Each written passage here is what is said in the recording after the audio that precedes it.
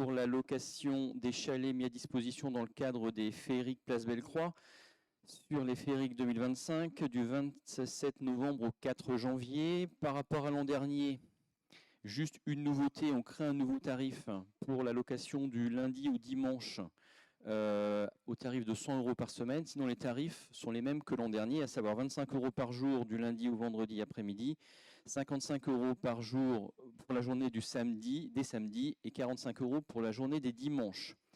Et le prix du mètre linéaire reste lui aussi le même. Nous sommes à 5 € le mètre linéaire. Petit point sur les réservations. Les halles sont complètes. Nous prenons encore des exposants en extérieur.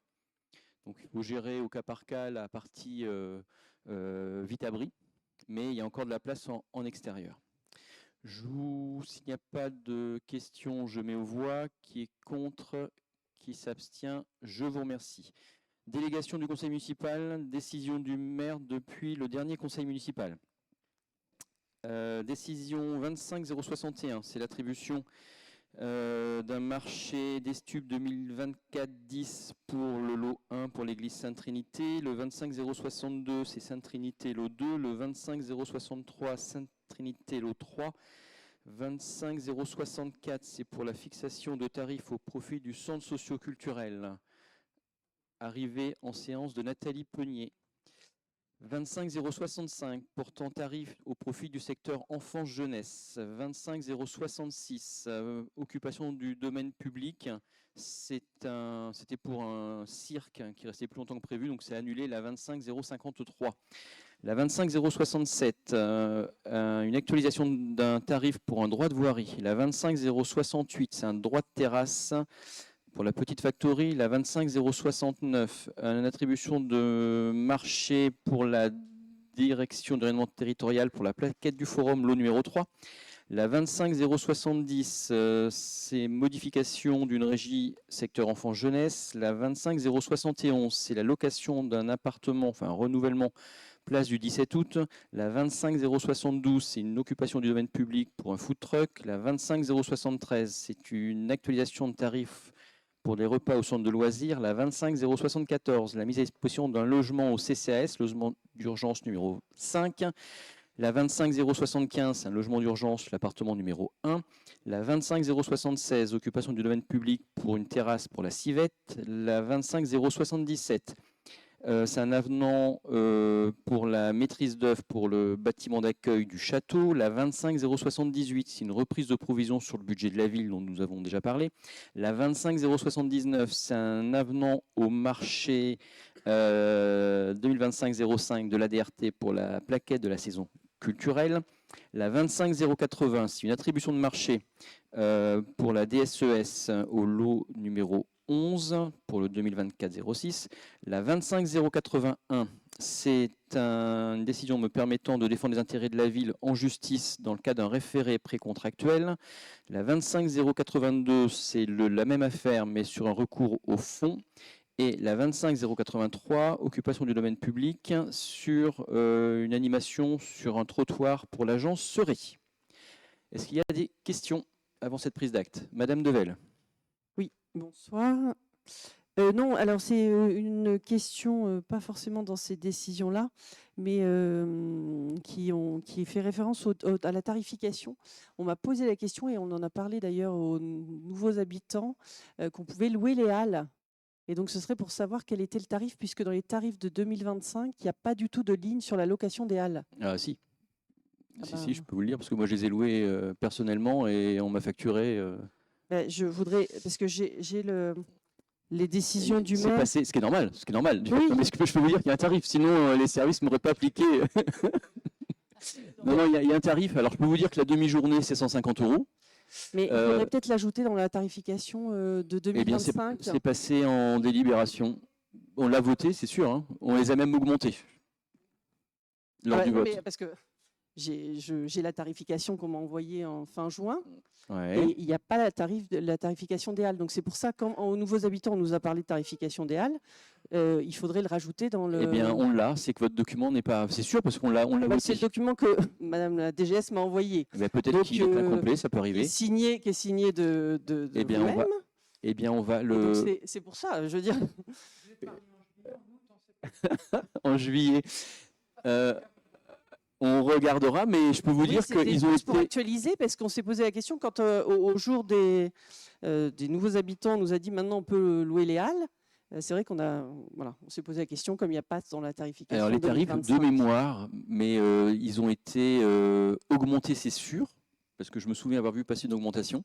Donc ça veut dire qu'ils existaient déjà, les tarifs, et pour moi, ils ont été augmentés. À quelle époque on fait ça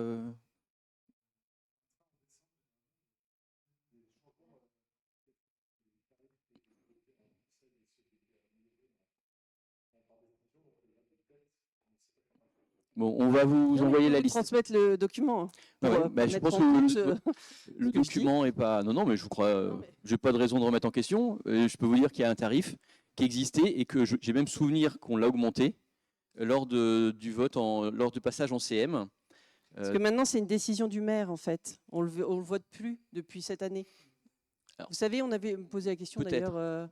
Peut-être, lors d'un dernier conseil municipal, peut-être en début d'année, on ne le votait plus, c'était une décision du maire. Alors, on nous dit que le tarif est sur le site de la ville. Donc, demi-journée pour un habitant de Falaise, 150 €. Donc, c'est bien le tarif que j'ai payé. La journée complète, c'est 300 €. Et pour les habitants hors Falaise, c'est 300 € la demi-journée et 600 € la journée complète. D'accord, donc il faudrait faire une petite mise à jour. Merci. De rien.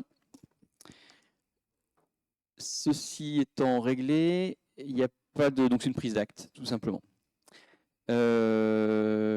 Délibération numéro 4, renouvellement de la convention de mise à disposition à titre gracieux d'un local. Donc on a quelques délibérations qui se suivent, qui se ressemblent. C'est simplement la mise à jour, les reconductions de conventions de mise à disposition de locaux avec des associations. La première, la 4, c'est Créa Décor, qui dispose d'un local dans le parc de la Fresnay, d'une superficie de 147 mètres carrés et un stockage en R+1. On renouvelle la convention pour une durée de 3 ans, 2025-2028. Donc je vous demande de bien vouloir approuver la mise à disposition gracieuse des locaux d'une superficie de 147,70 carrés situés dans les anciennes écuries de la Fresnay au profit de l'association Falaise Créa Décor, d'approuver le projet de convention de mise à disposition par la ville de Falaise de ces locaux au profit de l'association, selon les modalités mentionnées dans le projet de convention en annexe du présent rapport, et de m'autoriser ou mon représentant à signer tout document se rapportant à ce dossier. Arrivé en séance de Dimitri Gauvin. Est-ce qu'il y a des questions? Je mets aux voix. Qui est contre? Qui s'abstient? C'est adopté. Délibération numéro 5, mise à disposition, renouvellement de convention avec l'ESF Pétanque, qui est dans les locaux à côté de Créa Décor, un local de 124 mètres carrés, composé d'un bureau, d'un local et de sanitaires. Je vous demande de bien vouloir approuver la mise à disposition gracieuse des locaux situés dans les anciennes écuries de la Fresnay d'une superficie de 124,10 mètres carrés au profit de l'association ESF Pétanque, d'approuver le projet de convention que vous avez en annexe et de m'autoriser à signer tout document se rapportant à ce dossier. Qui est contre? Qui s'abstient? Je vous remercie. Délibération numéro 6. Renouvellement de la convention de mise à disposition pour l'association UIA.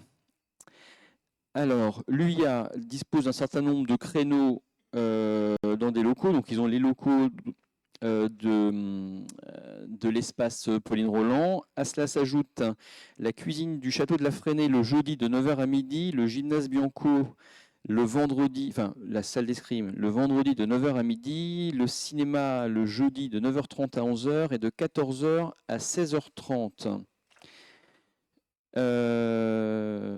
Voilà, on vous propose un renouvellement pour la période 2025-2026, puisque cette convention s'adapte aux besoins de l'UIA en fonction de ses programmes de formation. Et si vous en êtes d'accord, je vous propose d'approuver la mise à disposition gracieuse de certains locaux municipaux au profit de l'association UIA pour l'année scolaire, l'année universitaire 2025-2026, d'approuver le projet de convention qui vous a été transmis et de m'autoriser ou mon représentant à signer tout document se rapportant à ce dossier. Des questions? Je me vois Jean-Luc André.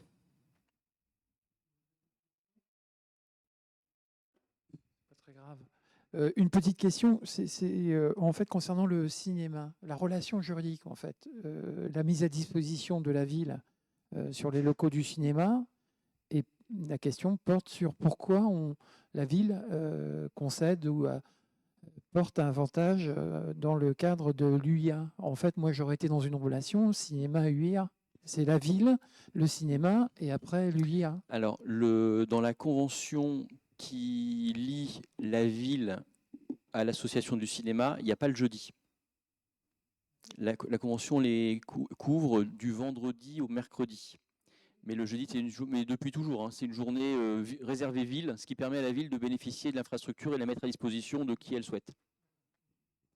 Et alors juste sur ce point, quand on parle du cinéma, sur la convention pour l'UIA, on est sur le domaine privé du cinéma, alors que pour la convention avec la Grave Compagnie, on est sur du domaine public.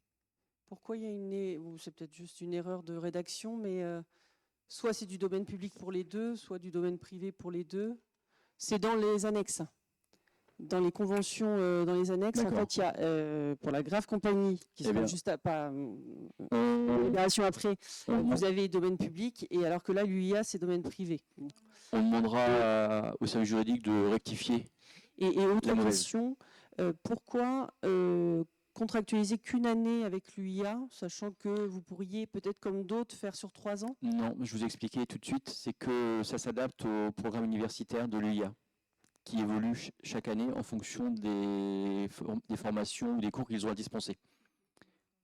Donc l'espace polyvalent, oui, puisqu'ils ont en permanence, mais là on adapte cette convention aux espaces qu'ils utilisent. Et en fonction des années, en fonction de la disponibilité aussi des espaces, hein, puisqu'on en parlait avec le service des sports, bon là cette année ils ont réussi à avoir le local de l'escrime, est-ce qu'ils l'auront l'année prochaine? Je ne peux pas vous le garantir. Donc c'est pour ça qu'elle est remise à jour annuellement, une fois qu'on connaît le programme universitaire de l'UIA.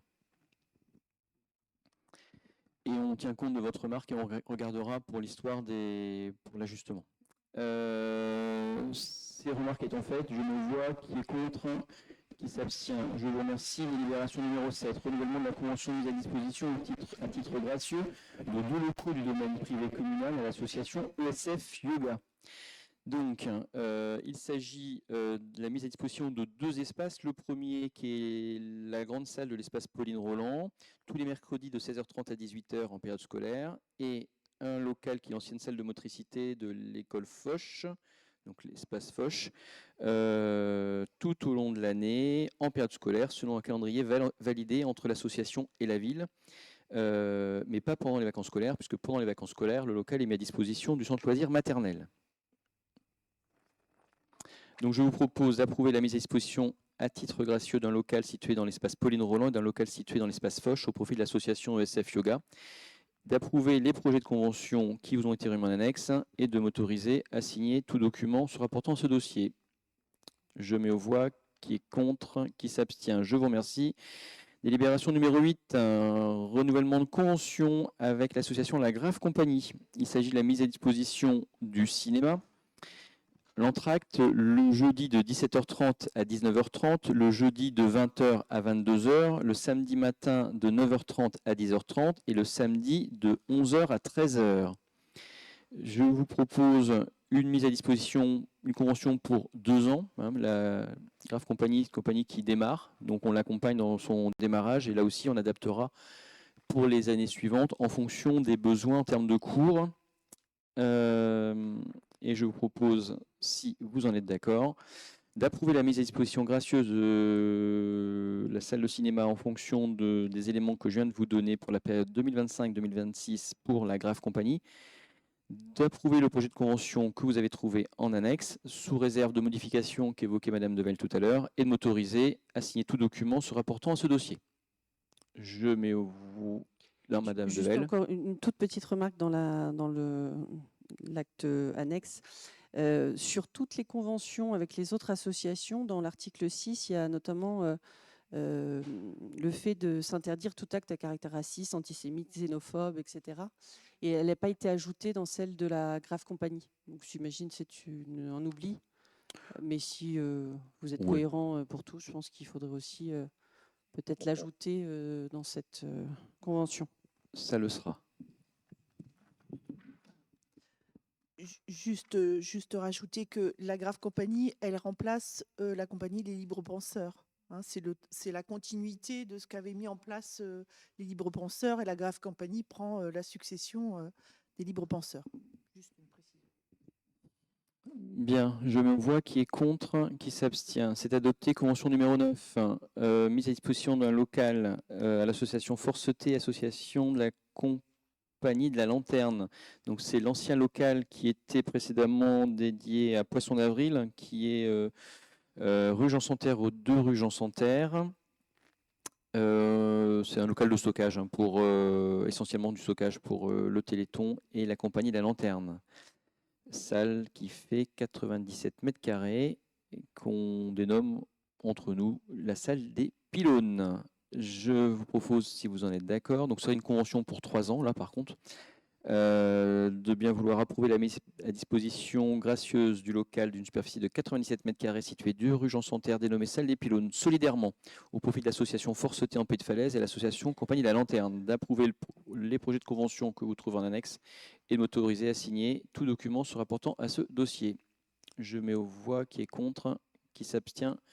Je vous remercie. Mise à disposition à titre gracieux d'un local du domaine privé communal de matériel et de l'espace scénique du Forum à l'association Corèche et DCN Falaise Normandie. Donc c'est le même style de convention, un peu plus étoffé celle-ci, puisqu'il y a un peu plus d'éléments. On vous propose de la formaliser par 2 conventions. D'une part, la mise à disposition à titre gracieux des nouveaux locaux municipaux que nous avons inaugurés d'une superficie de 732 mètres 80 ainsi que de matériel à l'association Corèche et DCN Falaise Normandie, complété d'un garage qu'ils utilisaient déjà, qu'on pensait qu'ils libéreraient, mais tout compte fait, on va leur laisser pour stocker un certain nombre les gradins notamment. Donc, je vous propose de modifier cette délibération en ajoutant une petite phrase qui sera mise à disposition d'un garage d'environ 15 mètres carrés situé au 8 rue Saint-Jean pour le stockage du matériel scénique. Voilà. Et donc, deuxièmement, une seconde convention avec la mise à disposition à titre gracieux de l'espace scénique du Forum pour 40 jours par an à l'association Corèche et DCN Falaise Normandie. Les conventions jointes en annexe 8 et 9 seront conclues jusqu'au 31 décembre 2029 pour la convention de mise à disposition des locaux de l'espace dense et de matériel et jusqu'au 28 février 2028 pour la mise à disposition de l'espace scénique du Forum.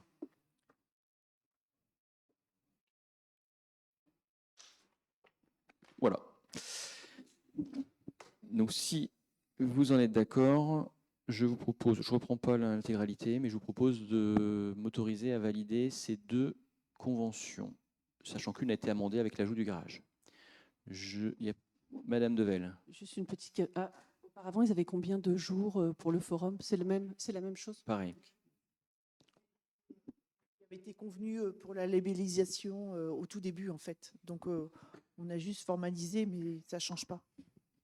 Après, il s'arrange. Je me vois qui est contre, qui s'abstient. Je vous remercie. Délibération numéro 11, redevance d'occupation du domaine public, Magali Canon. L'occupation du domaine public par des ouvrages de réseau public de transport et de distribution de gaz donne droit au paiement d'une redevance à la commune. Cette redevance est fixée par le conseil municipal dans la limite d'un plafond déterminé par un décret réactualisé le 25 avril 2007. Afin de permettre à la ville de percevoir cette recette, il est nécessaire au conseil municipal de délibérer pour instaurer cette redevance. Il est proposé de fixer le taux de redevance pour occupation du domaine public au seuil de 0,035 par rapport au plafond de 0,035 € par mètre carré de canalisation de distribution prévu au décret. Il est demandé que ce montant soit revalorisé automatiquement chaque année par l'application à la fois de la longueur actualisée du réseau de distribution de gaz implanté sur le domaine public communal et de l'index ingénierie mesuré au cours des 12 mois précédant la publication de l'index connu au 1er janvier ou tout autre index qui viendrait lui être substitué. Le présent rapport a été présenté à la Commission Finances.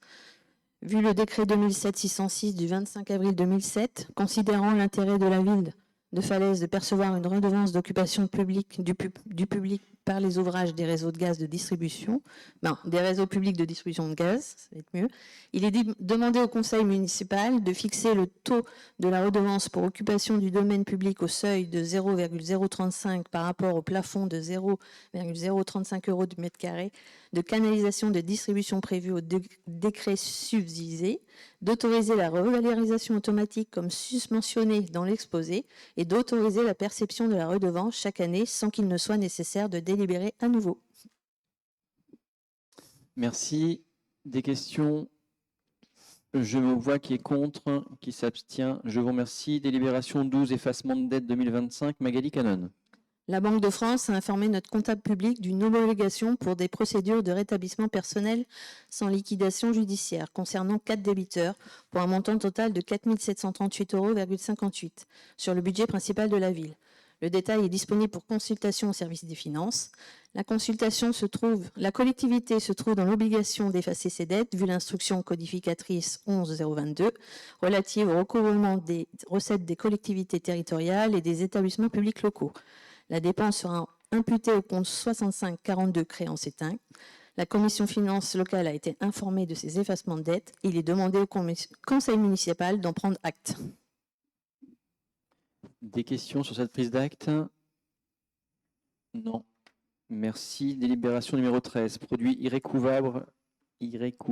Admission en non-valeur 2025. Magali Canon. Certains titres de recettes peuvent se révéler irrécouvrables en raison de l'insolvabilité du débiteur et de la caducité de la créance ou de la disparition du débiteur. Dans le cadre de l'apurement périodique des comptes entre l'ordonnateur et le comptable, monsieur le receveur municipal a transmis à la commune la liste des titres de recettes qui ne peuvent être recouvrés et pour lesquels il demande l'admission en non-valeur. Le détail est disponible pour consultation au service des finances. Ces admissions en non-valeur entrent dans la catégorie des actes de renonciation et de libéralité qui, en vertu de l'article 2041-12-9 du Code général des collectivités territoriales, sont soumis à décision du conseil municipal dès lors que certains dépassent les 100 €. Donc les recettes à admettre en non-valeur s'élèvent à 2479,33 €. Vous avez le détail. Et donc ce présent rapport a été présenté à la commission finances. Et donc il est demandé au conseil municipal d'admettre en non-valeur pour un montant de 2479,33 €, représentant 29 titres de recettes sur le budget principal de la ville. Merci. Des questions? Je mets aux voix qui est contre, qui s'abstient. Je vous remercie. Délibération 14, DM numéro 1, budget annexe, musée des automates. Magali Canon. Donc, comme à chaque fois, du coup, on ne va pas faire les délibs dans l'ordre. Hein, voilà. Donc, on va commencer. Donc, sur la DM1, c'est la DM1 du budget principal. On va commencer par la ville. Donc, j'attends mon chef d'orchestre. Voilà. Donc, pour rappel, au BP, au mois de mars, nous avons du coup voté un budget primitif à 25 652 000 € qui se répartissait avec 13 724 000 € en fonctionnement et 11 927 000 € en investissement.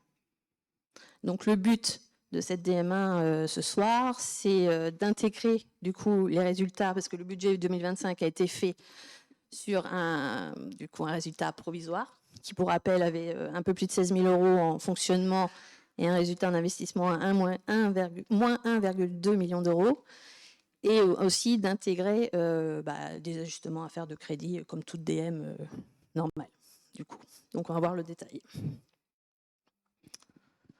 Donc sur la partie dépenses en fonctionnement, donc des besoins complémentaires pour l'activité des services. Donc, on a une augmentation des transports des activités pour le centre de loisirs, plus 15 000 euros, des achats de fournitures pour les écoles et une augmentation du magasin pour le service technique à plus 30 000 euros. Il y a des évolutions des participations du coût de la ville.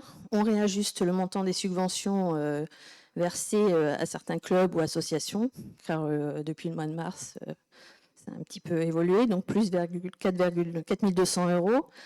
Une participation au groupement de commandes pour la CDC, 3 700 euros. On note aussi d'autres évolutions.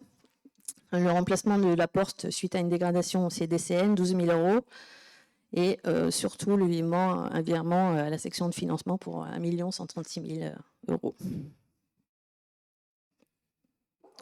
Pour la partie recettes, toujours sur le fonctionnement, du coup on fait un ajustement des recettes de service. On note une augmentation de la fréquentation du multi-accueil, plus 4 000 euros. Et ainsi, il y a aussi une prise en compte des séjours jeunesse, plus 13 000 euros. On a aussi de bonnes nouvelles, donc une hausse des subventions de nos partenaires, donc le département avec un IMRU, plus 91 000, la conférence des financeurs, plus 33 000. Et quelques ajustements sur la fiscalité, moins 34 000, et une bonne nouvelle aussi sur un ajustement des dotations, plus 75 000. Et le reste, c'est des recettes liées aux opérations comptables suite à l'injection du CFU définitif. Donc, en synthèse de fonctionnement, donc ce qui nous fait un DM à plus 1 223 592 euros, donc ce qui fait un nouveau budget 2025 pour le fonctionnement à 14 948 226 euros. Donc on passe à l'investissement. Pour les dépenses, donc on a une partie mise en œuvre des projets, du coup. On note le développement du rayonnement territorial pour le millénaire, plus 80 000. La rénovation du presbytère à 35 000, la modernisation du service du système électrique de l'église de Guibray, plus 60 000, et la toiture aussi, la toiture de Saint-Gervais, puis du château, plus 49 000. On constate aussi un surcoût sur les différents projets, donc plus 11 000 sur le changement du sol du gymnase Guillaume-le-Conquérant, 18 000 sur la rénovation des douches, ainsi que l'aire de camping-car, 45 000. Le reste, je vous laisse lire. Donc, on note aussi la suppression de certains crédits, donc comme le branchement suite à des permis de construire, moins 25 000. On a aussi un ajustement des crédits sur l'année des projets, la rénovation de tennis, moins 11 000, l'achat des plaques de rue, 2 000, la navette interquartier, moins 25 000. Il y a une accentuation par contre de certains programmes. Donc il a été rajouté 70 000 sur le programme de voirie, 25 000 sur Guibray, 25 000 sur la défense incendie et 29 000 sur du matériel informatique pour les services. Il y a aussi donc certains chantiers qui arrivent à la fin. Donc le CDCN, plus 53 000. Et les autres, donc c'est des petites révisions de prix suite au décompte final. On note la porte Saint-Nicolas, 200, enfin voilà. Et on a aussi un décalage de projet qui est le bâtiment d'accueil du château, moins 400 000. Le reste, ce sont des ajustements d'opérations comptables. Du coup, on met à jour le déficit cumulé d'investissement suite à l'intégration au CFU et une réimputation de subventions, plus 15 000 euros. Et une augmentation de la section à l'équilibre d'investissement, plus 164 000. Sur la partie recettes, un ajustement des subventions de nos partenaires. Donc, moins 40 000 pour le département et la région qui nous donne une subvention pour le PN et la microfolie, 2 100 euros. Et on trouve aussi l'ajustement des opérations comptables côté investissement, donc une baisse de notre besoin d'emprunt d'1 million d'euros, la réimputation des subventions qu'on a vues tout à l'heure, une hausse de l'autofinancement initial, donc plus 1 million qu'on a vu tout à l'heure, 1 136 000, c'est le virement du fonctionnement vers l'investissement, et la suppression de l'excédent de fonctionnement capitalisé qui avait été mis du coup au budget en mars, suite au CFU provisoire, moins 463 000. Ce qui nous fait, en synthèse, donc une DM à moins 321 360 euros, ce qui fait un nouveau budget en investissement à 11 606 467 euros. Donc là, vous avez en synthèse, du coup, le budget global, fonctionnement, investissement. Donc, ce qui fait une DM1 avec un montant total de 902 232 €, soit un nouveau budget de 26 554 693. Pour précision, dans les 902 232 €, on a donc à peu près 70 000, je crois, juste d'augmentation pure fonctionnement. Le reste, c'est vraiment des opérations comptables pour intégrer le CFU 2024. Et on a une variation de 108 000 sur le PPI, du coup. Et le reste, c'est des ajustements suite aussi à l'intégration du résultat définitif 2024. Merci. Est-ce qu'il y a des questions? Madame Devel. Oui, plutôt une intervention sur cette DM1. Alors, on va rappeler les propos qu'on a déjà tenus au moment du vote du budget et de la présentation définitive des résultats 2024, à savoir que depuis votre élection, vous multipliez les déclarations alarmistes sur la situation financière de la ville, justifiant à 2 reprises une augmentation du taux des impôts et du foncier bâti, le report de certaines opérations, notamment la seconde salle de cinéma, et que constate-t-on aujourd'hui, fin 2024 ? Un excédent budgétaire reporté de 3,9 millions d'euros, en hausse de 20% par rapport à 2020. Dans cette DM, on a une diminution du recours à l'emprunt d'1 million d'euros. Là encore, inutile d'être alarmiste au moment du vote du budget, en mars. Un montant d'opérations non affectées de d'1 800 000 en augmentation de 163 000 €. Un déficit d'investissement ramené à 561 932 € contre 1 223 202 € au moment du vote du budget, et une augmentation de l'épargne de fonctionnement de 983 877 € pour atteindre les 3,9 millions d'euros. Alors on a comparé l'excédent reporté lors de ces différentes années. À part en 2021, à la sortie de la crise Covid, cet excédent n'a jamais été aussi important. On se pose une question qu'on vous a déjà posée. Est-ce bien utile d'augmenter les impôts comme vous l'avez fait à 2 reprises? Merci. Est-ce qu'il y a d'autres questions? Non. Donc je me vois qui est contre, qui s'abstient. Pour être cohérent avec... tu veux dire un mot? Pour être cohérent avec notre vote, bien sûr, de budget, nous voterons contre cette délibération. Parfait. Je mets aux voix qui est contre, qui s'abstient. Elle est... Donc, vous levez la main si vous êtes contre. Donc, je recommence. Qui est contre? Donc, 7 voix contre, qui s'abstient. L'ADM est adopté. Je vous remercie. Délibération. Donc, on revient Au musée des automates. Des automates. La 14. Magali Canon. Donc sur le musée des automates, c'est juste un ajustement entre comptes comptables. Donc une diminution des cotisations de l'URSSAF pour moins de 3 500 €, une augmentation de maintenance de logiciels plus 1 600 €, l'entretien des automates plus 5 500 € et un ajustement du coût du résultat comptable plus 0,4.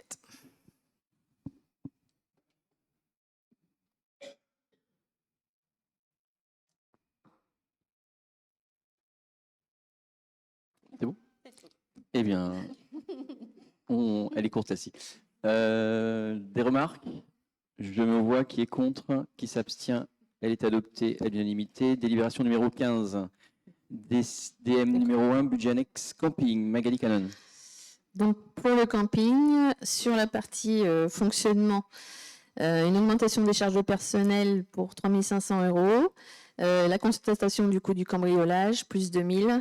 Ceci est compensé en recettes avec l'augmentation des produits de service, plus 5 500 €. Et sur la partie fonctionnement, juste un ajustement entre comptes sur les dépenses, entre les immobilisations, l'autre bâtiment public, de l'autre matériel incendie et du matériel de transport. Rien de méchant. Merci. Des questions? Je mets cette DM aux voix. Qui est contre, qui s'abstient. Elle est adoptée à l'unanimité. Je vous remercie. Nous passons à la 17. Tableau des effectifs. Jacques Lebray. Bonjour. Conformément à l'article L. 313-1 du Code général de la fonction publique du 23 février 2022, en vigueur au 1er mars 2022, les emplois de chaque collectivité ou établissement sont créés par l'organe délibérant. Il appartient donc au conseil municipal de fixer l'effectif des emplois à temps complet et à temps non complet nécessaires au fonctionnement des services. Afin de tenir compte de l'évolution des besoins et des mesures retenues par l'autorité territoriale, il est proposé au conseil municipal d'approuver les modifications du tableau des effectifs dont le détail est joint en annexe 13 et que les dépenses en résultant soient couvertes par les crédits inscrits au chapitre 12. Sur les annexes, vous avez vu qu'il y a 3 modifications du cadre d'emploi suite à des promotions internes, donc pas de création de poste, 0. Et il y a un poste du 1er décembre 2025 au 31 mars 2026 d'agent administratif à temps complet pour accroissement temporaire d'activité. Ceci pour aider le service état civil dans les opérations du recensement qui va arriver à cette période-là. Merci. Des questions? Je mets aux voix. Qui est contre? Qui s'abstient? C'est adopté. Délibération 18. Session de Clichy issue de la photothèque municipale en période préélectorale. Donc elle est relativement longue, cette délibération. Elle est prise, je crois que c'est la première fois qu'on la prend à Falaise de mémoire. On se part au cas où des candidats aux élections municipales demanderaient au service de la ville des photos de la ville. Donc on a besoin de cadrer, on ne peut pas les mettre à disposition à titre gratuit, donc on organise une délibération qui permet de vendre ces photos et le droit d'usage, et donc vous avez l'intégralité du contexte, l'utilisation qui peut en être faite, donc ça ne couvre pas les vidéos. Bien évidemment, il faudrait que les candidats qui achètent ces photos en créditent la provenance. Voilà. C'est juste par précaution, si jamais si le service était Une question, oui, Hervé, s'il vous Jean plaît. Legandré. Une question de Candide. Quel enjeu là-dessus? Parce que si, c'est pas mon cas, mais si je voulais effectivement utiliser, avoir un usage des photos, ai-je besoin de passer par la ville de Falaise pour prendre les photos? Non, si tu prends les photos toi-même, si c'est des photos privées, tu n'as pas de sujet. Par contre, si je sais pas, tu veux une photo des médiévales, par exemple, et puis tu demandes au service de la ville une photo des médiévales, il ne pourrait pas te la donner, et donc le service a souhaité que ce soit organisé, comme ça se fait dans de nombreuses collectivités, plutôt que d'être... voilà. Je crois que jamais dans l'histoire de Falaise, il y a eu des demandes de photos faites au service, mais voilà, c'est pour ça que au cas où, c'est le service a préféré. Pour moi, il n'y a pas d'enjeu en fait. Moi non plus, moi non plus. Mais 5 € en plus le cliché. au moins c'est fait, quoi. Ouais. Après, ça dépend. Une photo des médiévales, si on ne l'a pas prise cet été, c'est foutu, quoi. Moi, j'étais absent, alors je ne pourrais pas. Mais je demanderai à notre ami Dagan qu'il me concède ses photos privées. Bien. Sinon, en marge de cette délibération, juste pour information, mais ça, j'ai eu l'occasion de le dire en commission de l'animation locale la semaine dernière, pour la mise à disposition des salles ou autres, on renouvelle ce qui avait été fait par le passé, sous les précédentes mandatures, les mises à disposition de salles gratuites dans le cadre de la campagne électorale, bien évidemment. Et pour les groupes qui souhaitent une mise à disposition dans le cadre de la campagne préélectorale, on va dire, là aussi, il y a une mise à disposition gratuite. Mais on renouvelle ce qui avait été fait par Éric Massé il y a 6 ans. Je me vois cette délibération numéro 18. Qui est contre? Qui s'abstient? Je vous remercie. La 19, tarif scolaire pour les spectacles de la saison 24-25 et 25-26. Cécile Vaguerez-Marie. Oui, il s'agit d'une petite délibération qui consiste à régulariser un tarif qu'on avait tout bonnement oublié, puisqu'il s'agit des tarifs pour la saison 2024 et 2025 qui est passé, donc et 2025-2026. Donc, il s'agit des tarifs pour les écoles primaires à 4 € et 5,50 € pour les collèges et lycées. Merci. Des questions? Je mets aux voix. Qui est contre? Qui s'abstient? Elle est adoptée. Délibération numéro 20. Fixation de tarifs de la boutique Château Guillaume le Conquérant. Grégoire Dagorne. Bonsoir. Usuellement, la fixation des tarifs de la boutique du château était validée par l'intermédiaire d'une décision du maire. Et donc, suite à la mise à jour de quelques tarifs, il est proposé au conseil municipal donc, de refixer, de mettre à jour un certain nombre de tarifs tels que définis en annexe 14. Je ne saurais pas... là spontanément vous dire quels tarifs sont mis à jour, il y en a de très nombreux, pour ceux qui auraient consulté l'annexe 14. Il est donc demandé au conseil municipal de bien vouloir approuver les tarifs des produits de la boutique du château Guillaume le Conquérant tels que définis en annexe pour une prise d'effet dès que la délibération sera exécutoire et d'autoriser monsieur le maire ou son représentant à signer tout document se rapportant à ce dossier. Merci. Des questions? Pas d'objection sur les tarifs de la longue liste? Non, je mets aux voix. Qui est contre? Qui s'abstient? Je vous remercie. Délibération 21. Convention de partenariat avec l'Office de tourisme Falaise Suisse Normande. Grégoire Dagorne. Dans le cadre de la commercialisation des offres de visite du château Guillaume le Conquérant pour la clientèle groupe, la ville de Falaise réalise un partenariat avec l'Office de tourisme du Pays de Falaise dans le but de proposer un tarif préférentiel à l'Office de tourisme afin que ce dernier puisse rester financièrement attractif auprès de la clientèle et donc augmenter le volume de réservation. Il s'agit donc en fait de proposer un tarif préférentiel à l'Office de tourisme pour lui permettre de commercialiser dans le cadre de visites packagées de la ville des tarifs pour les visites groupes. L'Office de tourisme du Pays de Falaise s'engage à promouvoir et donc commercialiser les offres de visite du château Guillaume le Conquérant dans le cadre des journées dédiées à Falaise, présentées à la clientèle groupe. Et donc la ville de Falaise et le château s'engagent à accorder un tarif préférentiel pour les groupes adultes à 5 €. De mémoire, ils doivent être de 6,50 € au château. La différence est donc d'1,50 €. Pour les groupes jeunes publics, à 3 € et pour les groupes jeunes publics étudiants à 4 €. Et donc de garantir également des prestations évidemment et accès similaires aux groupes qui viendraient de ce produit commercialisé par l'Office de tourisme et aux groupes qui payent leur entrée directement au château. Vous avez la convention en annexe 15 et donc demande au conseil municipal de bien vouloir approuver la convention de partenariat avec l'Office de tourisme du Pays de Falaise, conformément au projet annexé, et d'autoriser monsieur le maire ou son représentant à signer tout document se rapportant à ce dossier. Merci Grégoire. Des questions? Je mets aux voix. Qui est contre? Qui s'abstient? C'est adopté. Délibération 22. Convention de partenariat avec le journal de Spirou. Grégoire Dagorne. Merci. Donc un partenariat assez intéressant et en tout cas inédit pour le château. Dans le cadre de l'exposition hivernale Amour, Gloire et Conquête, que vous découvrirez tous au château début novembre. Donc la convention, vous avez en annexe 16, précise un petit peu les conditions, que je résume ainsi. Le journal de Spirou s'engage à réaliser avec Thébault qui est l'artiste qui travaille avec nous dans le cadre de cette expo, réaliser une couverture et une histoire de 4 pages pour le journal de Spirou sur le thème de Raoul. Raoul qui sera le héros, vous découvrirez de l'exposition, et du château Guillaume le Conquérant. Cette histoire inclura un cabochon mentionnant l'exposition prévue au château.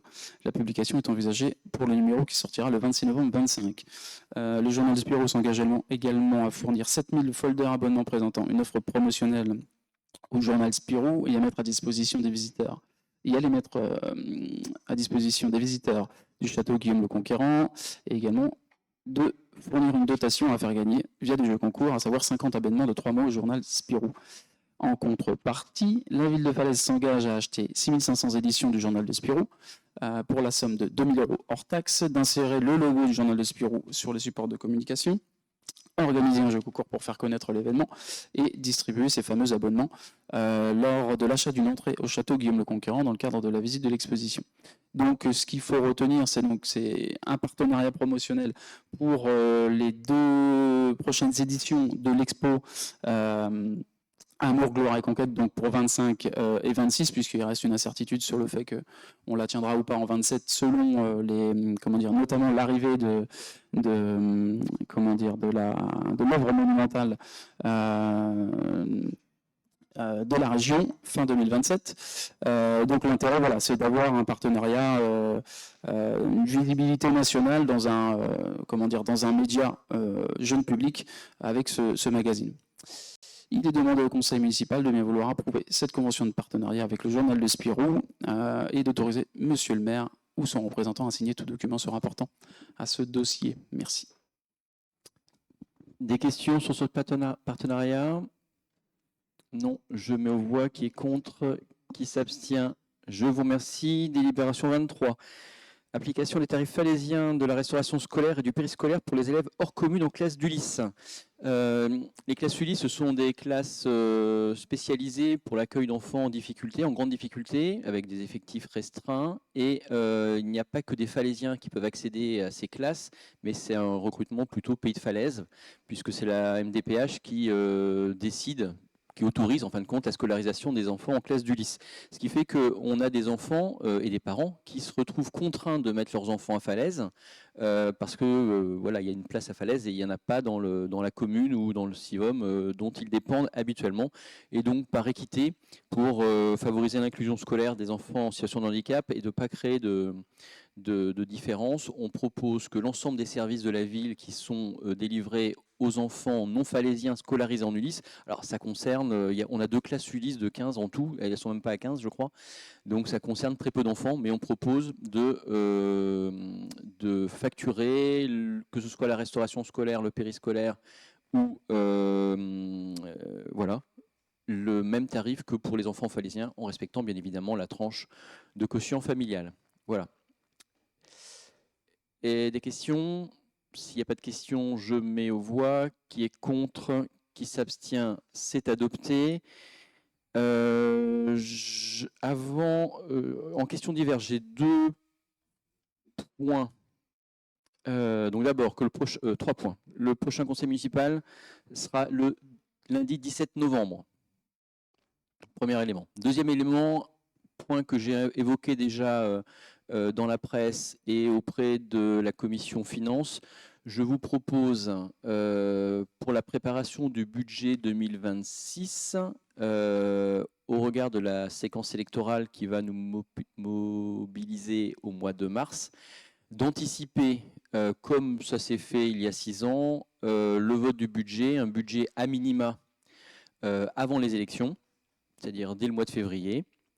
Et puis à charge de la future majorité, au regard de son programme électoral qui aura été validé par les électeurs au mois de mars, de faire une DM pour colorer un peu ce budget minima que nous aurons, nous, ensemble, validé avant les élections. Ce qui sous-entend qu'on avance le calendrier budgétaire, on avance le calendrier budgétaire avec un débat d'orientation budgétaire qui aura lieu avant les fêtes de Noël. Donc on aura 2 CM avant la fin de l'année, un premier le 17 novembre et un deuxième qui sera vraisemblablement au cours de la première quinzaine de décembre. Ça, c'était le deuxième point. Et le troisième, c'est juste d'avoir un accord de principe de votre part, notamment, je m'adresse à l'opposition, puisque j'ai été saisi d'une demande, mais après l'envoi de l'ordre du jour. C'est une classe du lycée Guillaume qui, mais vous avez dû être approché, qui organise régulièrement pour les sections AGGSP, je crois, la matière AGSP, des projets. Donc l'an dernier, il y avait eu l'expo sur les peuples autochtones. Cette année, ils font un travail journalistique sur les élections municipales. Et ils nous ont sollicité pour le versement d'une aide financière. Et qui est de l'ordre de 1 000 €. Donc c'est pas le bout du monde en soi, mais je souhaite que l'on puisse cadrer un petit peu ça, parce que si on l'accepte pour une classe, potentiellement, ce sera difficile de dire à d'autres classes, ben non, puisqu'on a déjà versé à l'une des classes. Et le problème peut se produire aussi, on pourrait être sollicité de la part du Collège des Douys, qui aurait un projet qui demanderait à la ville de participer financièrement.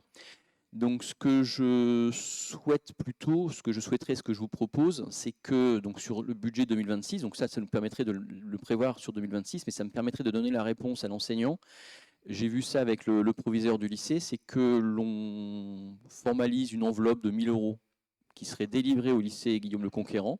On ferait la même proposition au collège d'Edoui, à charge pour le chef d'établissement de cofinancer des projets pédagogiques dans son établissement. C'est-à-dire que nous, on délivrerait annuellement une somme qui passerait lors du vote du budget, mais ce n'est pas nous qui jugerions de l'utilité. Voilà. Ce qui nous permettrait, de soutenir les projets PEDA du collège et du lycée, et puis, mais pas d'en assurer la gestion intime derrière, savoir quelle somme pour quelle classe, quoi. Voilà. Mais je voulais, pour pouvoir donner un feu vert au professeur Monsieur Combe, qui attend notre réunion de ce soir, pour lui donner une réponse dès demain matin, c'est avoir un accord de principe sur le fait qu'on intègre ça au BP 2026. Comme ça, il pourra, donc à hauteur de 1 000 €, ce qui lui permettrait de financer son projet journalistique. Voilà. Est-ce qu'il y a des remarques particulières? Madame Devel? Non, pas forcément de remarques particulières. Sur des sujets comme ça, on pourrait aussi, avant un conseil municipal, en discuter, si voilà, vous en étiez d'accord aussi. Ouais, ouais. Alors, j'ai eu Monsieur Combe après Sur la le commission sujet, finance. pour vous Voilà. dire, il n'y a pas de souci, pourquoi pas. J'ai eu C'est juste après la nature des projets, chaque année, ça signifie qu'on verserait une somme. toujours la pour les même, deux, c'est-à-dire toujours la même. qu'on verse 1 000 € et à charge du proviseur ensuite de financer ou de répondre aux sollicitations des enseignants, quoi. Mais au moins on cadre l'engagement financier pour la ville, et puis on assure une équité entre le collège et le lycée. Oui, non, on n'est pas contre Voilà. le sujet. Alors, j'ai pas pu en hein, parler à la commission finance parce que pour rien vous cacher, ça s'est tombé. Enfin, on a réfléchi au sujet mardi et on a eu Monsieur Merlot pour avoir son regard sur cette proposition. Donc le proviseur du lycée est satisfait et je lui dis que moi je voulais l'accord des élus puisque comme ça concernera le budget 2026 et comme nous on n'a pas eu l'occasion d'en parler nous en majorité, je voulais voilà qu'on ait cet échange. Moi, je l'ai reçu aussi. Hein, on a discuté du sujet et notamment de son forum l'année prochaine, Ah oui. parce qu'il voulait notamment faire le lien avec les entreprises. Donc, on va essayer de faire un point pour voilà, inviter les entreprises qu'ils souhaitent à venir écouter les élèves du lycée. Donc, non, sur le sujet, il n'y a pas de souci. Après, l'idée quand même, c'est d'en rediscuter et d'échanger sur cette enveloppe de 1 000 €, je pense. Mais après, on pourra éventuellement, parce qu'il va falloir formaliser, va falloir le formaliser avec peut-être avec une convention ou un cadre. On dire voilà, qu'est-ce que la ville accepte de financer.